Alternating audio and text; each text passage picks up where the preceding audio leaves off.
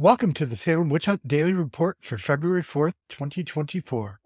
I'm Josh Hutchinson, also known as at Salem Witch-Hunt. No really remarkable events related to the Salem Witch-Hunt are recorded as happening on either February 4th, 1692 or February 4th, 1693. So today I'll be talking about the afflicted persons of the Salem Witch-Hunt who began exhibiting symptoms in January 1692, leading to rising tension throughout February until the first warrants were issued on February 29th. Today, I'll briefly discuss some events that preceded the Salem witch hunt.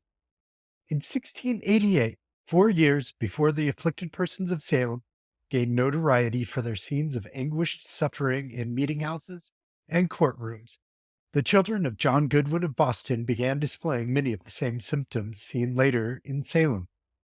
In the Goodwin case, a poor woman was hanged for witchcraft, ending a 32-year run without witchcraft hangings in Massachusetts.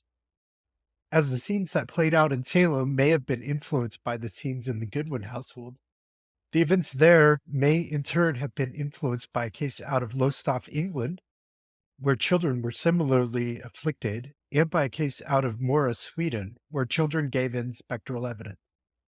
These cases were all written about in books available to New England colonists.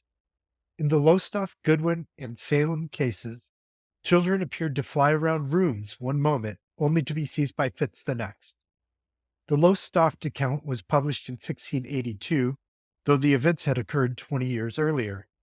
Cotton Mather's write-up on the Goodwin affair was printed in 1689 in a book titled Memorable Providences, relating to witchcrafts and possessions. Cotton included an account of the Mora, Sweden case in that same book. So the people of Salem Village were likely well versed in stories of these and numerous other witch hunts.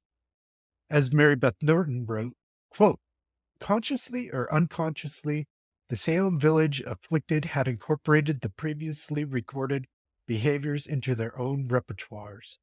End quote. After years of hearing stories about afflicted children, young people in Salem and surrounding communities had a reserve of knowledge of how afflicted people were meant to behave. The girls in the household of Minister Samuel Parris would have been especially knowledgeable of these stories and may have spread them to friends. And that ends today's report. Thank you so much. Tune back in tomorrow.